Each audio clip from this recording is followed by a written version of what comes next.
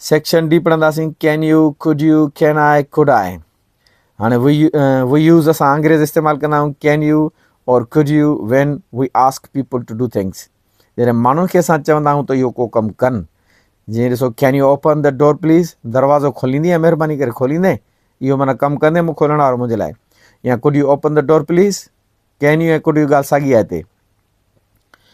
Can you wait a moment please और could you wait a moment please, अवा हिकिड़ो मिंट बीहंदे, यानी इहो तव्हां हुनखे कमु था चओ करण जे लाइ कहिड़ो बीहण वारो, हिकिड़ो मिंट बीहंदे। We use can I have और can I get to ask for something.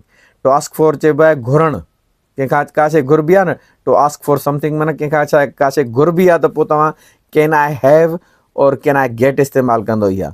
ठीकु आहे। कैन आई हैव अ गिलास ऑफ वाटर प्लीज़, मूंखे पाणीअ जो गिलास ॾींदो महिरबानी करे, या मां पाणी जो गिलास पी सघां थो, या मूंखे पाणी जो गिलास त ॾिजो महिरबानी करे। अहिड़ी तरह सां कैन आई गेट अ गिलास ऑफ वाटर प्लीज़, इहो इन जे साॻी माना में इहो बि जुमिलो इस्तेमालु थी सघे थो।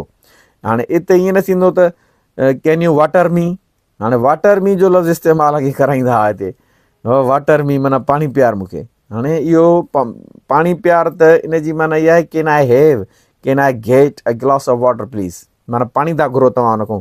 टू आस्क फॉर सम्झंदमि न, कंहिंखां का शइ घुरणु आहे, पाणी घुरण जे लाइ इंग्लिश में बहितरीनु जुमिलो जेको आहे उहो ईअं थींदो कैन आई हैव या कैन आई गेट अ गिलास of water please.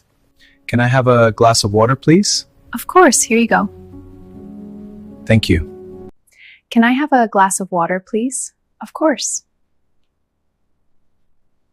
Can I have a glass of water, please? Of course, 1 second. Here you go. Thanks. हाणे कैन आई और कुड आई माना is it okay to do something, यानी इहो को कमु कजे त पोइ सही आहे इहो करिणी आहे। जीअं कैन आई सिट हियर, छा हिते मां वेही सघां थो? Can I sit here? Of course, please do. Tom, could I borrow your umbrella? Tom, मूंखे छटी उधारी ॾींदे पंहिंजी, मां तोखां छटी उधारी वठी सघां थो।